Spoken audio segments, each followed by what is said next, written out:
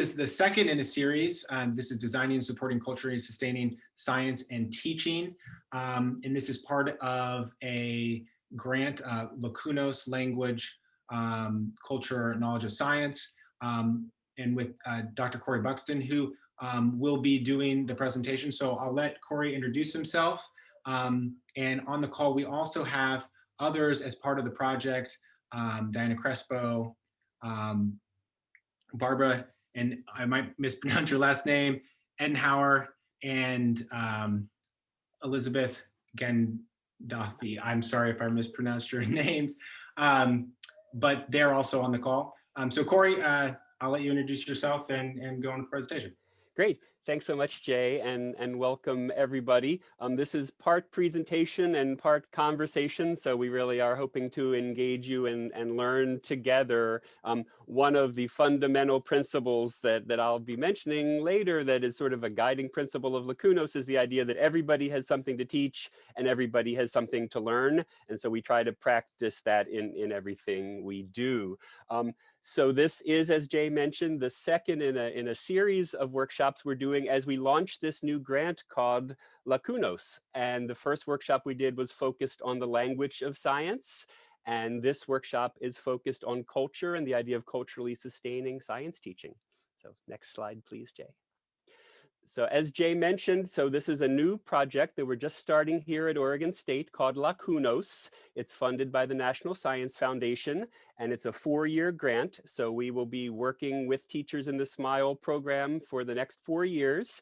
So hopefully we'll get to know each other well moving forward. And LaCuKnoS is about all of us as educators leveraging and bringing together all of our linguistic skills and our cultural backgrounds and the knowledge we have and how we can use all those to build our understanding of science together. Next slide. So there are these 3 main foci in the LaCuKnoS project, and they're important. They're related and important for similar reasons, but they're also distinct in certain ways. So one of our goals is to really think deeply about the language of science and how we all develop our understanding of the language of science. And we know that students use language to represent what they know, but we also use language to represent who we are in relation to science or anything else. And so one of our goals in LaCuKnoS is for students to learn to think more deeply about how they use language, their purposes as consumers and as producers of scientific meaning. How do we make language choices that help us meet our goals?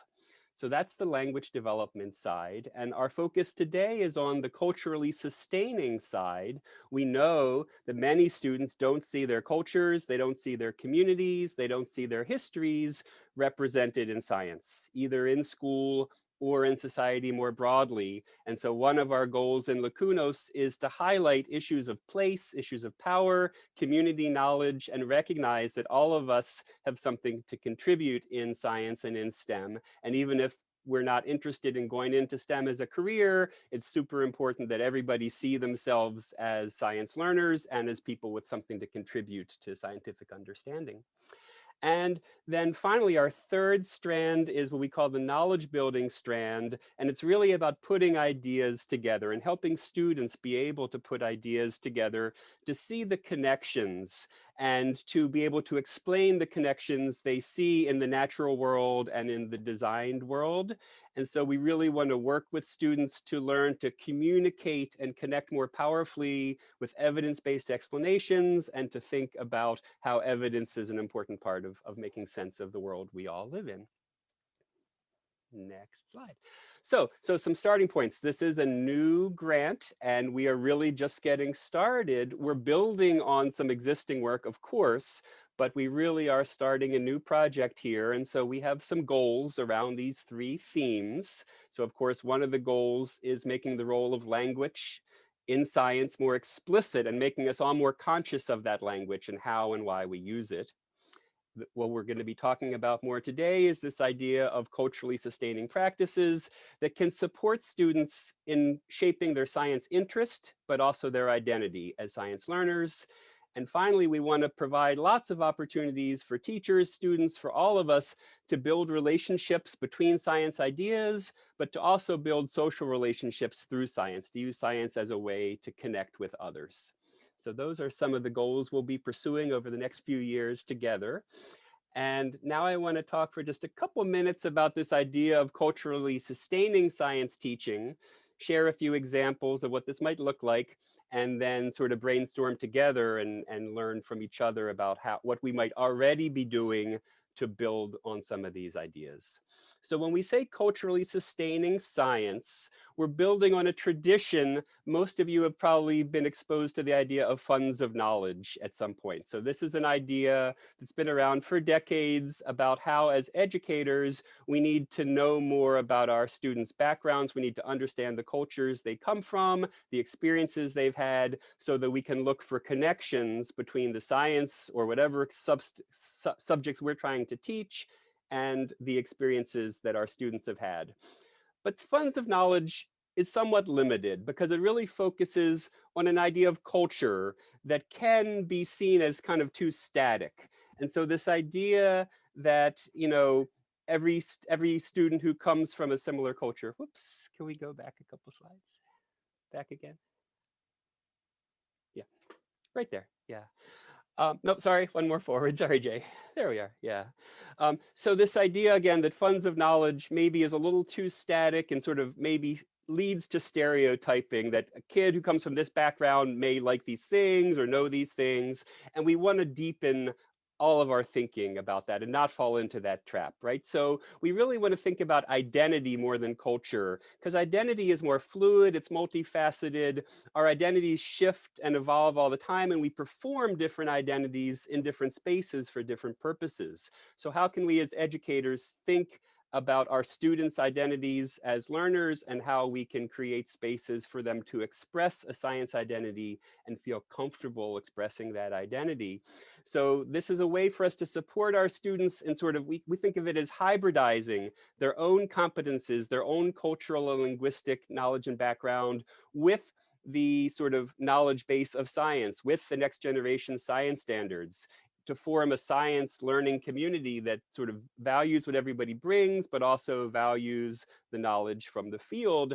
And like I mentioned earlier, one of the ways, a very sort of clear way to think about this is if we really believe that everybody has something to teach and everybody has something to learn, then it's going to change the dynamics of how we kind of present and represent science and what we ask our students to do.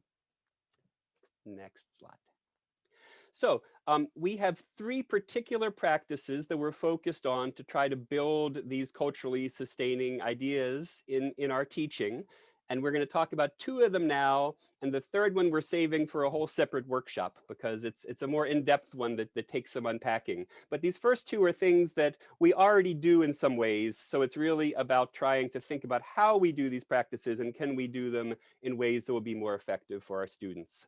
And so the first one is grouping, sort of thinking about grouping and roles when we do things with students. And of course, this looks a little bit different this year. In remote teaching, we're trying to use breakout rooms. We're trying to find ways to group students.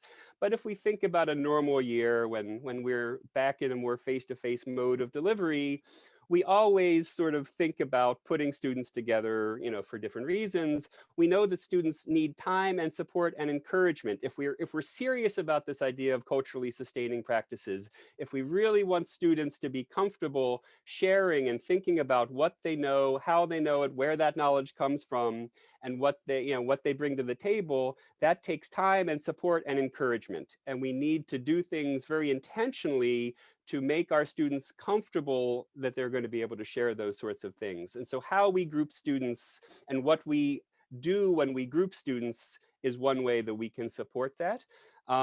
We know that teachers naturally tend to group students in science for different purposes, but we're going to think about some of those purposes and how we might group students specifically to highlight this idea of cultural sustenance. Next slide. So we created a tool to help us do this, and we call them lab roll cards. And basically, many science teachers put students, when we use lab groups, we give students roles. Somebody's the materials manager, somebody's the reporter, somebody's the recorder. But we often don't give enough structure. And especially for students who maybe are a little hesitant to engage in science, and certainly the case for second language learners and for students who maybe feel marginalized in science, we put them in a group, we give them a role, but we don't maybe scaffold it enough. So we created these lab role cards, which give not only very specific tasks for each role, but also give language and questions aligned with those tasks. And it just provides another level of structure that we found that when students have these cards, they're able to engage in the roles, take ownership of the roles. And of course, in different lessons, you wouldn't always give the same student the same role. The idea is over the course of time, students have opportunities to practice all the roles: principal investigator, lab technician, data manager, and translator. And this is going to support a lot of things linguistically, but it also supports culturally different ways of interacting and gaining comfort in how do you sort of act as a leader, how do you act as a support person, how do you act as someone who is sort of got to challenge people on data.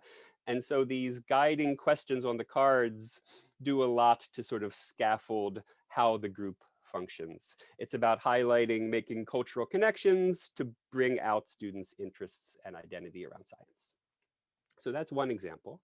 And then a second practice that we work on a lot, if we want to create culturally sustaining pedagogies, we need to engage families in more robust ways. And we really want families to see themselves as science co-learners. So there's a lot of models of family engagement out there. Every school, of course, is committed to family engagement, has plans for engaging families, but so much of that engagement is one directional. School has information that it thinks parents need, and we sort of send that information home, and we want families to understand certain things we're doing. It's very one directional, right? In LaCuKnoS, we really are trying to build much more two-way, multi-directional communication, right?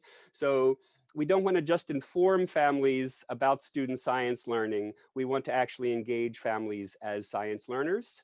So there's multiple sort of settings or ways that it's possible to do this. So many schools do a family science night of some kind where families come and maybe get to do some science. Certainly in the case of SMILE, using clubs, right? So family members potentially can be involved in some of the work that is happening in the STEM clubs. And then finally, there's things that we can send home to sort of create science home learning opportunities for families. And in the work that we've been developing, we've been trying to build examples of all of those because they all accomplish somewhat different types of family engagement. But particularly, we found super, when we can bring everybody together to learn together, that is often the most powerful learning experience, but that is not feasible for a lot of people. So sending things home, but not just sending them home into a black box, but expecting things to happen at home and then coming back to report, that's a way to make sure that the family is actually sort of engaging together around this. So next slide. Just to share one example of an activity we did using that model, we thought about, so trying to think about what are experiences that all families can easily engage in from home. So birds, most people can see some birds from wherever you live, whatever your situation. Birds tend to be pretty omnipresent. So we worked with the students first to learn to make simple bird feeders and gave them the materials, and they made bird feeders. And then they took the bird feeders home. But then there was a family activity to sort of do the bird watching and collect bird observations. So that was something that students and families did together. Then the students would record the data, bring it back to school or to the club setting to do analysis, and then would have to put together a presentation to go back home and share with their family what they learned and how their family's observations were an important piece of how they were then able to make some conclusions about bird behaviors in their area. And so this is about trying to build two kinds of relationships like I managed before. We're trying to build science relationships, so connecting knowledge to knowledge, which we call epistemic relations, but then also trying to build social relations to other knowers, right? And both of those kinds of relations are important and support each other as we try to make meaning in science.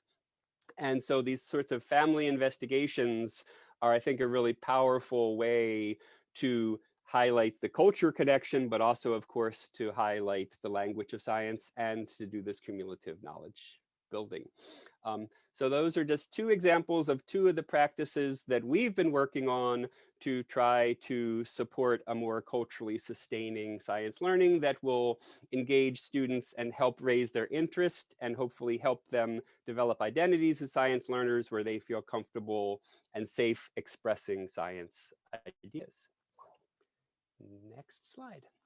So, and as I said, we have a third practice that we call autonomy touring that we're not going to talk about today because that takes some unpacking, but we're going to do a whole nother workshop in January that is focused on that third way to think about culturally sustaining pedagogies.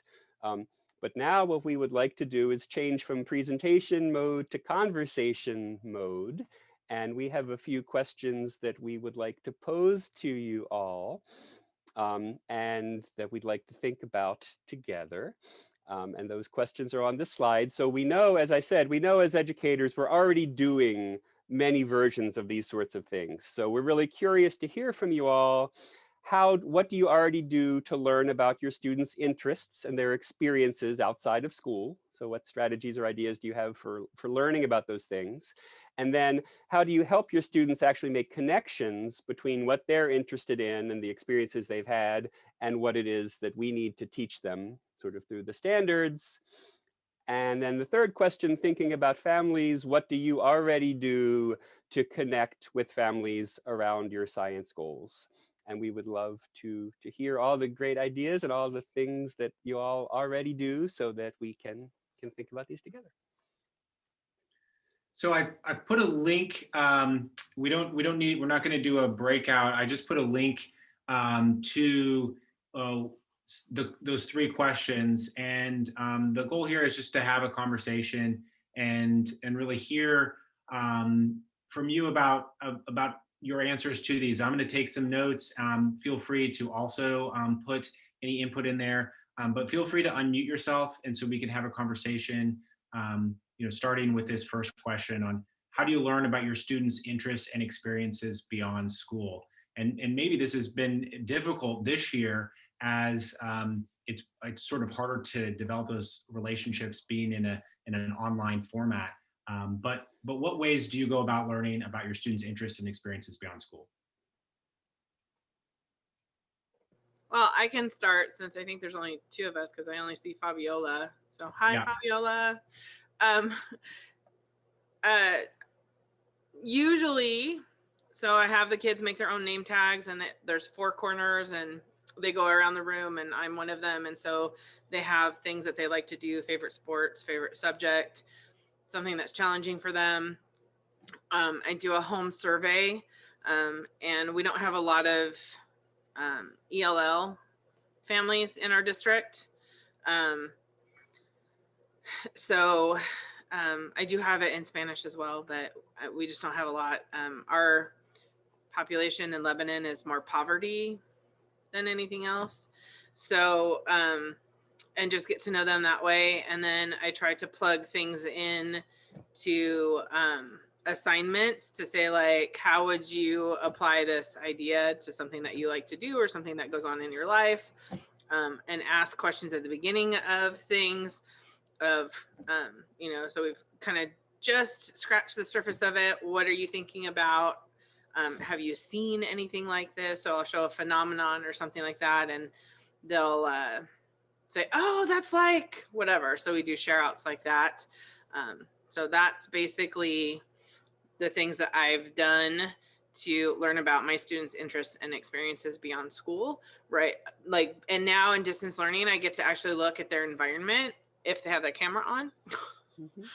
And so I look at what's on their wall while they're working or whatever, and I might ask questions in the chat about it, but yeah. And Amanda, can I ask you, what are maybe some of the common themes or interests that you hear a lot?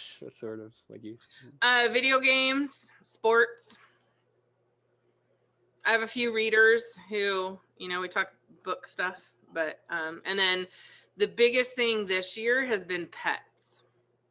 So, I didn't get a lot of participation until a day that we had. So like we have spirit weeks, and this week is another spirit week. And the spirit week that happened at the mid part of our semester, if somebody brought their pet, I just kind of went silly over it. And that has actually been a theme. So they try to distract me with their pets now. But yeah.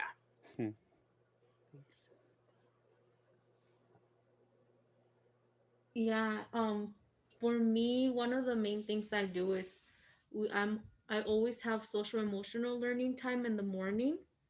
So my students, we sit in a circle, and well, you know, regular school, we would sit in a circle, and they would have everybody goes around and they share how they feel and why, and that brings a lot of like, oh, I feel happy because I'm going to go camping with my family in the weekend or something like that. So that gives me an idea of what my students' interests and the family interests are too. But yeah, everything else that was mentioned. Also, there's just one thing to add.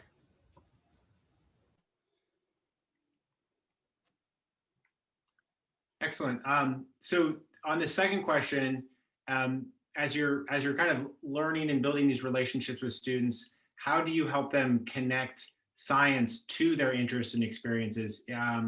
Amanda, I heard you say you insert questions into assignments to sort of get at what students are interested in, you know, in the context of what they're doing. Are there other ways that you do that?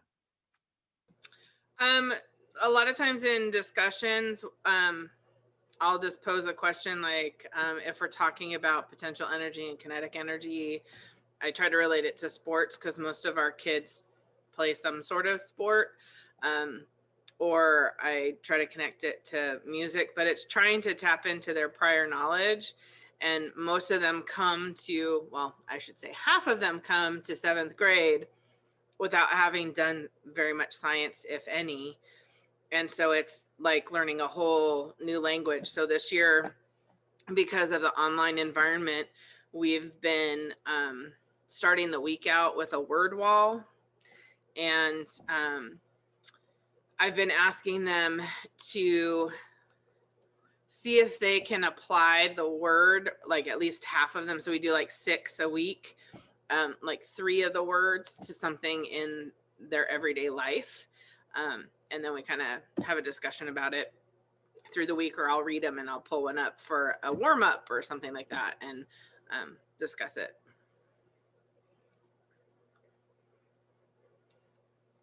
What sort of responses do you see from the students when they do that? Like, you know, is this something that it is a struggle. So it's like,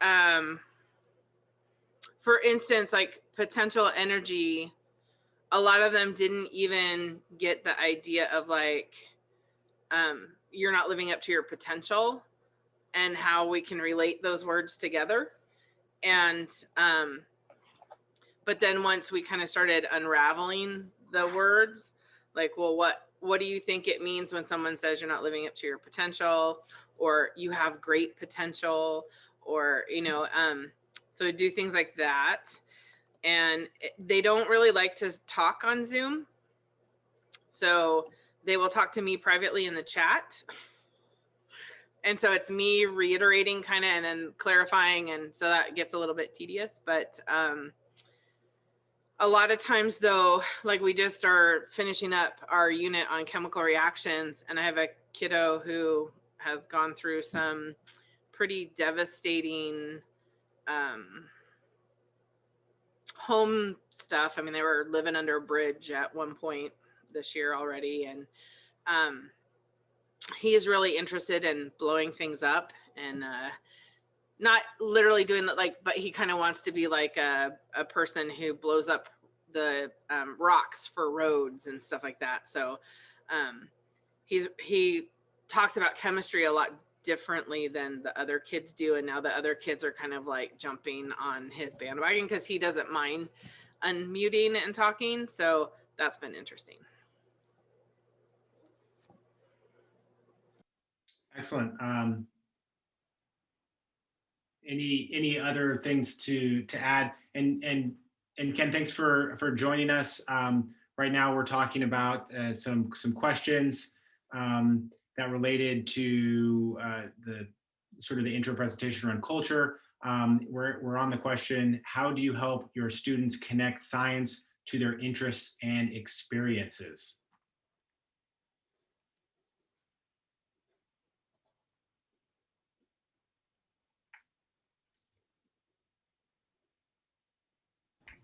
I think I think at least for my fourth graders is teaching science. Doing science is easy, but teaching science is really hard. Because the students, like she mentioned, that there's how do you put it?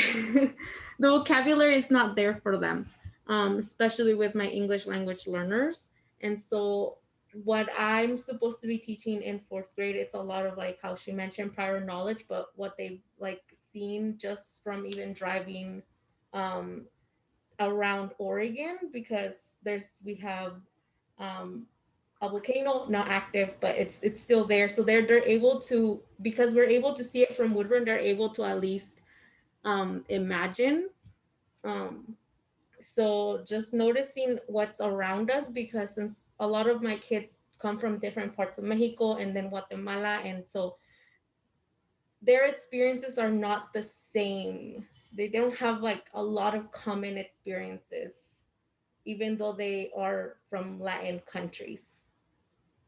So I stick to what's around us.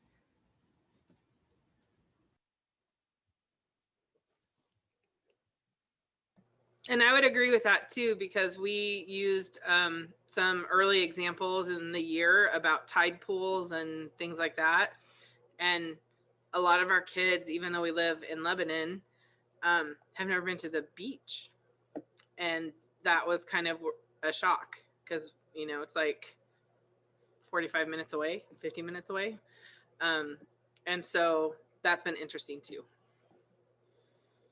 Yeah, that's fascinating. And those are great examples of sort of the limitations of the funds of knowledge model. Like I was saying, is we can't assume that, oh, someone lives in Oregon, therefore we can use beach examples and that'll make sense. Or they're from Mexico, they've seen volcanoes and they can say something about volcanoes.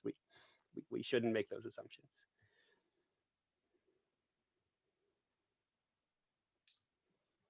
Is there anything anybody else wants to add to helping students connect science to their interests and experiences? These are all like really good, good for us to know and to hear. I'm sure it's been said, and I think it connects with that idea of the funds of knowledge. I'm very concerned about equity when we try to connect instruction to background knowledge, that we actually exclude students because we think we're connecting to the students, but we're only connecting to some. So there isn't that one thing that everybody has in common that I can pull on. And what I'm doing is I'm kind of like taking in some of my students and leaving the others out because they don't have that.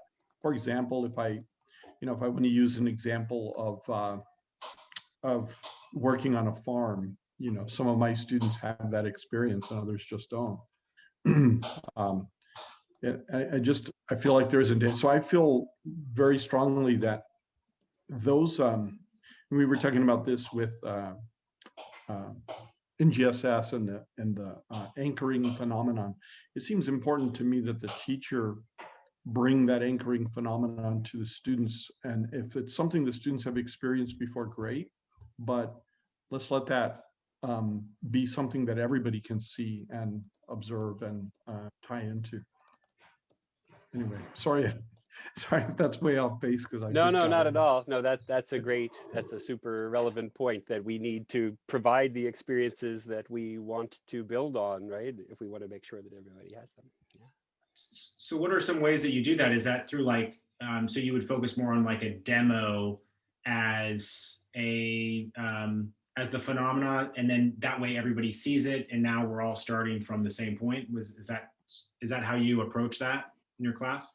It could be a demo, it could be play, providing students with something and allowing them to play so they can start to come up with those experiences. But I'm not going to say to some students, you remember when you did, and a lot of students never did, even something as simple as writing in I teach chemistry and physical science, so those physics related ideas. It's something like writing in an elevator. Remember when you rode in an elevator and you felt, no, I've never ridden in an elevator before, I don't know what that's like. So it's not really fair to tie into that experience.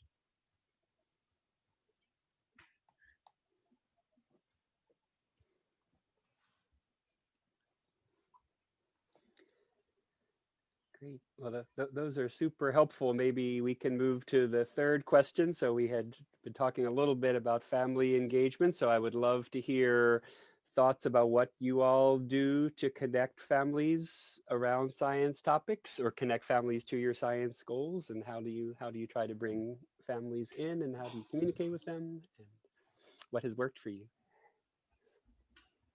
Well, with online learning, more parents are getting involved in the students' work because the students are challenged, because we're not there in the classroom with them.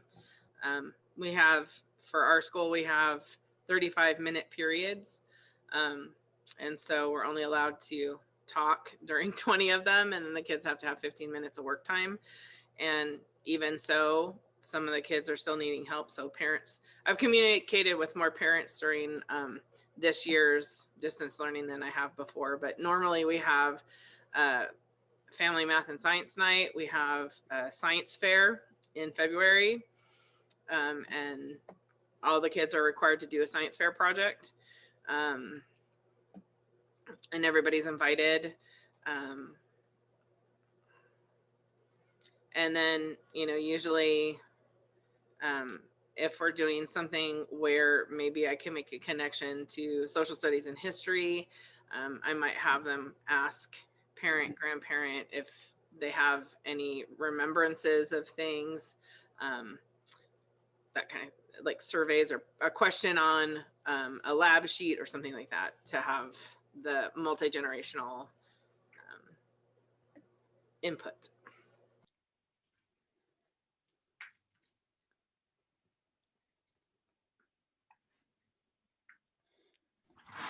I think to piggyback on the family, like all family events, like the science nights and math nights and all that stuff. What I see in my community that works really well is that they don't only invite the families, they invite like the community as a whole. So the fire department is there to do the egg drop challenge. High school teachers are testing the bridges for the elementary teachers. So like everybody gets involved. It's not just like the families in one school. It's like an event for the school, the whole school district, and basically all of Woodburn, because you see you see the firefighters, you see the police officers, you see all this community members involved in just multiple nights actually. That's great. I love that, Fabiola. And if we can think about shifting these conversations from being about families to being about communities, I think that's a much more powerful and engaging place to come from.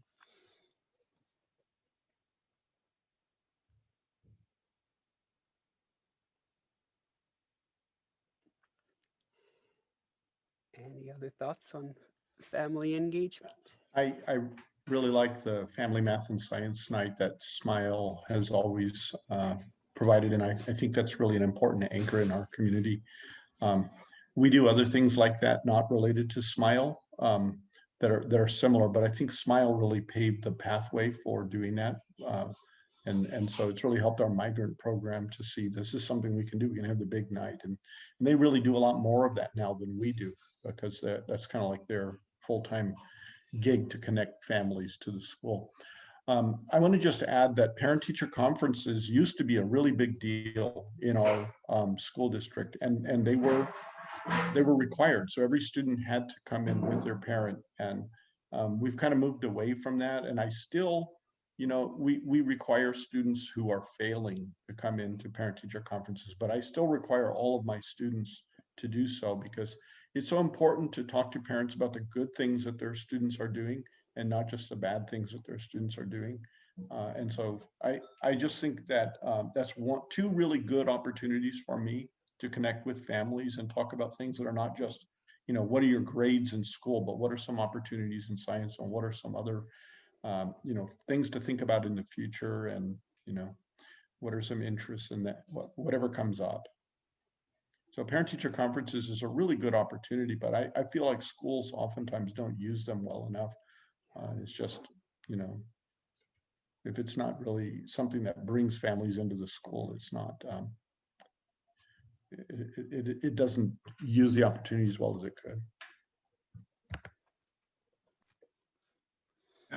I'll make one comment. I've seen a lot of family nights in different communities, as I travel around and see a number every year for the SMILE program. And what I find most interesting is that every community's family night is slightly different. And it seems to work for that community for the most part. And I think that's sort of the unique aspect of these, is that they're sort of built for and around the community in which they're in, which is, while there's some common themes, they're all distinctly different and unique.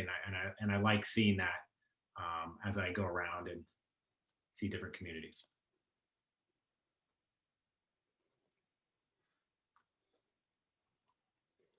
Anybody else have anything they would like to add to this part about engaging families and communities in science? Well, I really appreciate everybody sharing, and this is extremely helpful for us as we will take this information and use it as we work to provide content and experiences throughout this grant. We do have an activity that we're going to cover, and I will show you the activity here. And Corey, I'll let you explain the activity, and let me know if you'd like me to, when you want me to pull the activity up, and I can share that. Great, yeah. So one of the things we're trying to do as we start this new project is to create some model lessons that then will be available for the clubs, and we'll send the materials to do these activities. And the idea is to just highlight some of the practices that we're working on emphasizing, and then we'll be working in future workshops with teachers to take lessons that you already do and apply sort of some of these LaCuKnoS practices to them. And so when we did the language workshop a few weeks ago, we did a model lesson on Cartesian divers. And then we sent to all the teachers the Cartesian divers materials, and some folks did that activity, and we got some good feedback on that. And so we have an activity that goes along with this workshop, which is on dirty hands. Seems appropriate in kind of the age of COVID and all the attention to hand washing. And again, like Cartesian divers, some of you may have seen this activity, versions of this activity before. Nurses and health professionals for a long time have used this stuff called glow gel to sort of practice washing hands and talk about sort of how thoroughly you need to wash your hands to really get them clean. And so this activity basically gets students to think about hand washing and making the connections to hand washing and germ spreading, but also uses it as a way to explore variables and sort of controlling variables, and why that's a really important science practice. So we've got a science practice on controlling variables, and we've got sort of cultural practices, conversations about hand washing in different communities, and then we've got language embedded throughout, and an engaging activity. So maybe change a J to the handout. And so our handouts that we create sort of for our model lessons have some features in common that they all have in common. And the first one is they always start with what we call a language booster. And a language booster is a kind of a short one page. It's got it's got an overview of sort of the concept behind the activity. It introduces some of the key vocabulary, and it also just hopefully builds interest in the activity.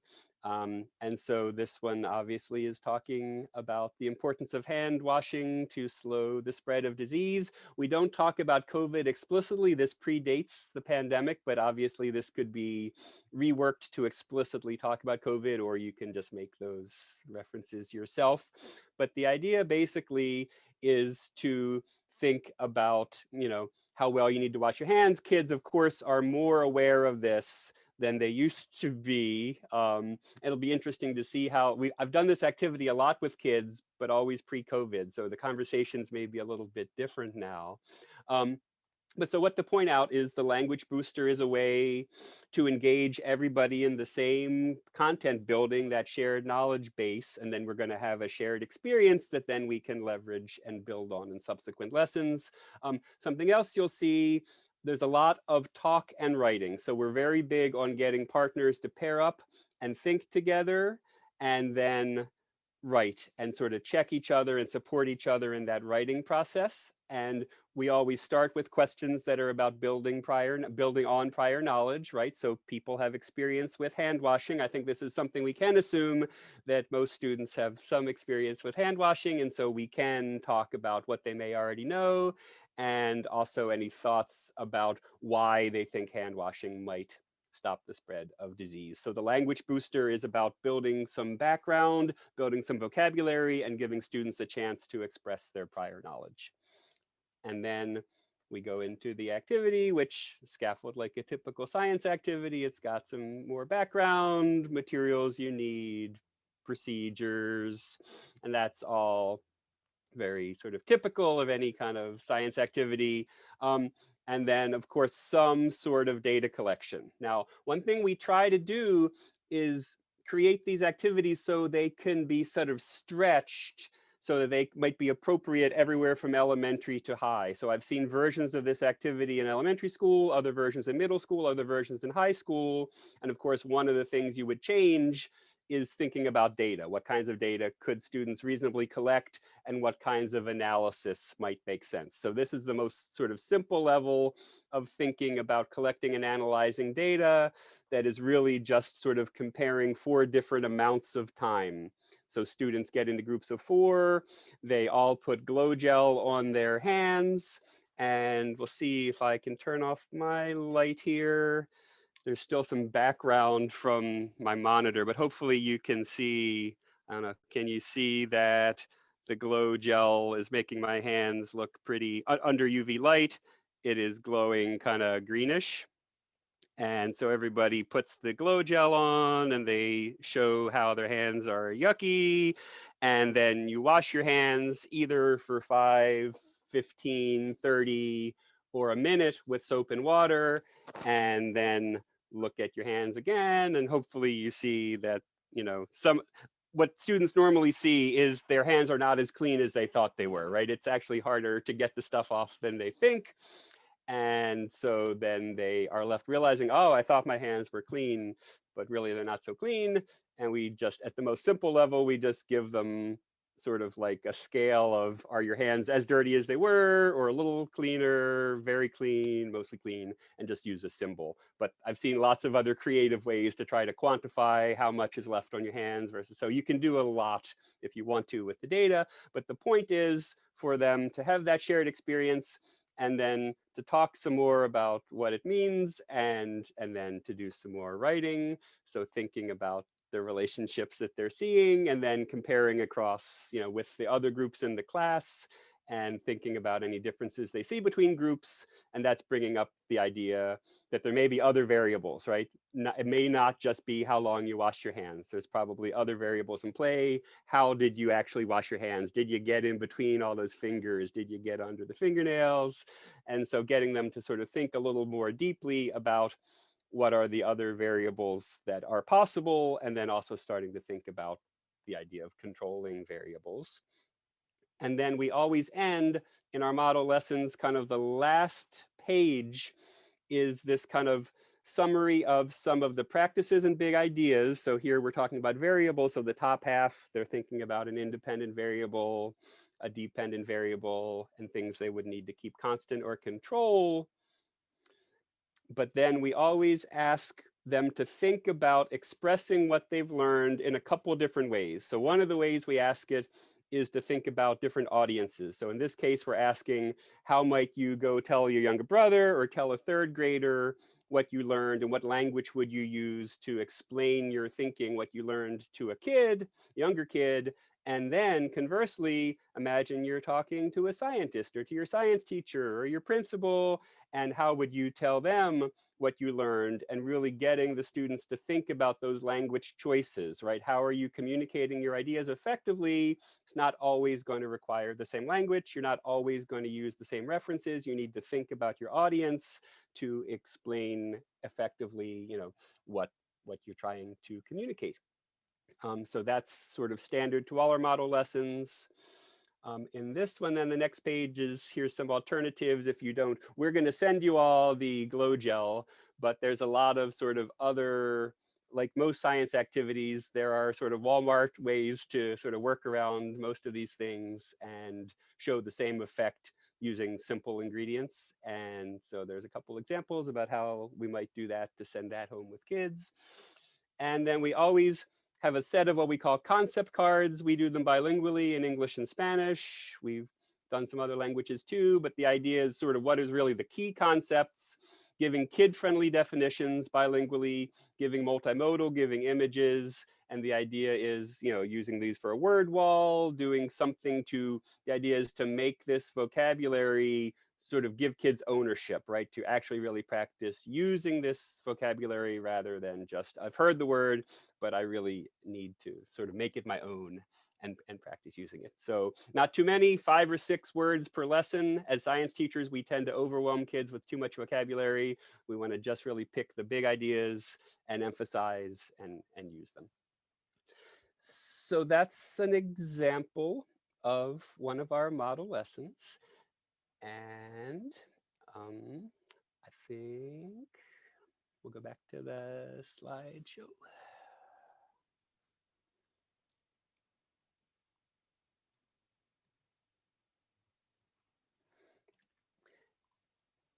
As we're getting down towards the end of our time together. So maybe next slide.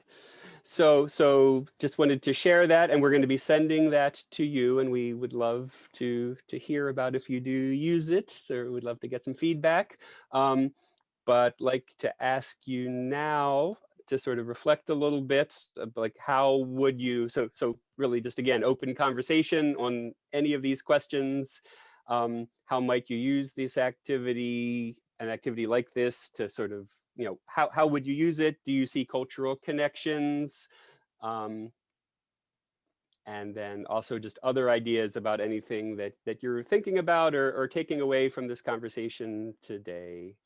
We would love to hear your thoughts.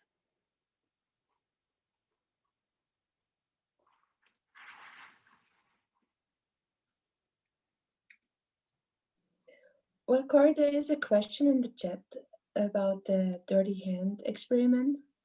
Mm-hmm. The question was more like, how can kids at home do this experiment without a UV light? Yeah. So that is so you really can't do it adequately without a UV light. We are trying to we've got, so there's the bigger ones, but there's also some smaller like key fob UV lights. So we're trying to, so maybe Jay can answer how we're trying to think about that. Yes, we'll be providing a small thing of the glow gel, and then a not quite a class set, but close to a class set of the little key fobs. And they are lights that should work if students are in a dark enough area and they hold the light close enough. It won't illuminate the entire hand, but it will illuminate parts of the hand. A larger UV light will definitely work better, but that's what we are purchasing. I think for some of the other options, what they're looking at is visual representation. So like if students were going to use glitter, you would be basically putting the glitter on your hands and then washing your hands and trying to get it off. I mean, if my kids are always doing different craft projects with, say, paint and other glue, and they like to make slime, and then they go wash their hands and they come back thinking they're clean, and it's very visible that they can see all this stuff still on their hands. And so while that's not, I think, as cool as the glow gel, it also is a way that this lesson can be functional.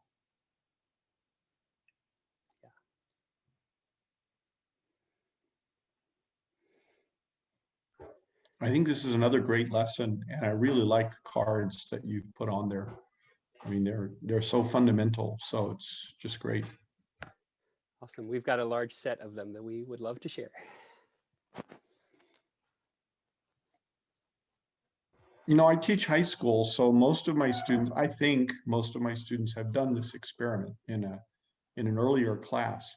But I really like having even my older students who know this experiment and know exactly how it's supposed to work, see how this is being delivered to younger students and to bilingual students with the LaCuKnoS material. So we did that with a Cartesian diver, and we had all studied the Cartesian diver, at least in my physical science class, but they got to see a new way of making a Cartesian diver, and they got to see a new way of thinking about it. And I really like the language component to the lesson that you're providing. Awesome. Thanks for that feedback.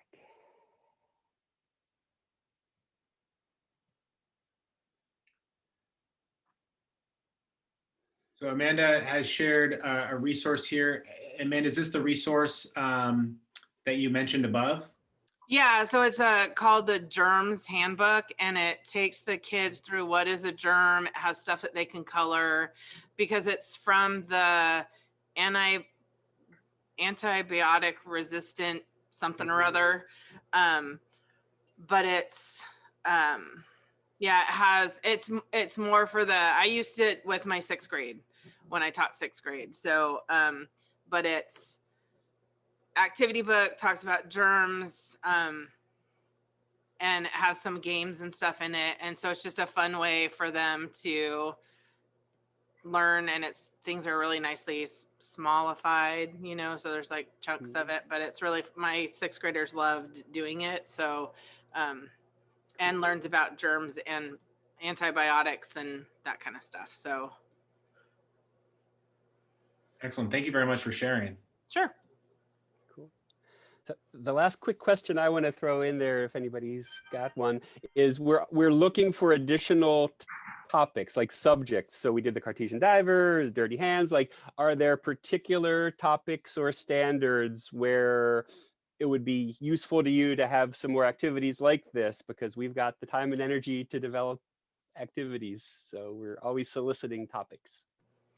Well, like we were talking about the cards, I really love that idea with the leading questions, because even though I don't have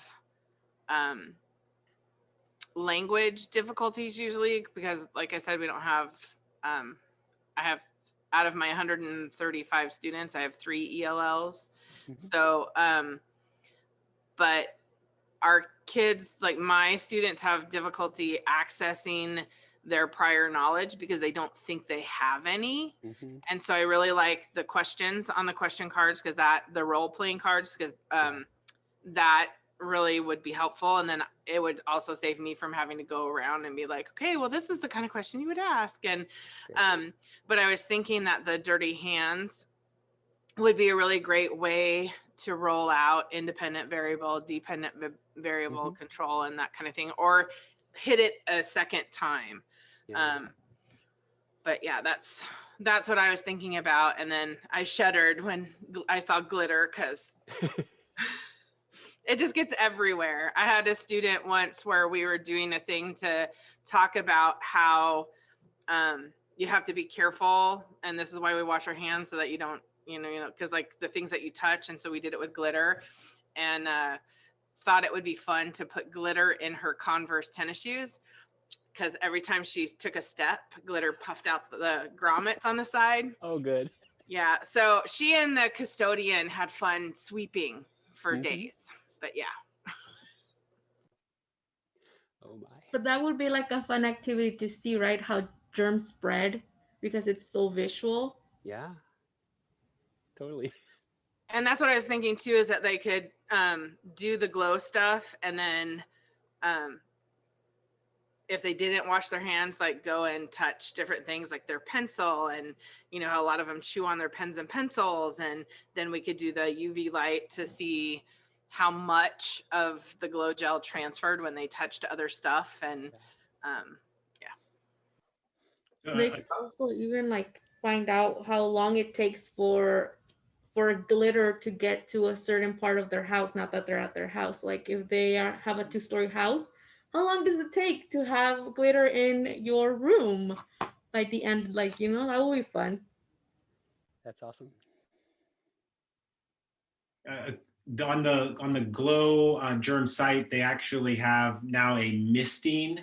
So you get basically like a mister, and you can put a liquid in it, and you can mist it like a sneeze and see how it spreads. I've also seen this activity done using the same type of glow germ, of where you put the glow germ on something that many students touch, or that a few students touch, and then you go through your day, and then you take a black light and you go around your classroom and see in all the places that the glow germ got, so you can show how that transfer that transfer happens, and it sometimes can be pretty surprising. So we are at our time limit here, and I want to definitely respect your time. Just a couple things. First of all, thank you very much for attending this session. We will, as Corey said, be having other sessions. We're looking at the week of January 19th for our next one that will be around knowledge. And then we'll be coming out with a schedule that should be available early January, hopefully by the time we all come back, and I'll send that out to teachers with the other sessions. And then we'll be also looking at doing focus groups to have sort of a more specific conversation with teachers, and we'll be doing 3 different focus groups coming up between February and March, and those dates will be posted soon. So thank you very much for your time and attending. Have a wonderful holiday, and we will see you all in the new year.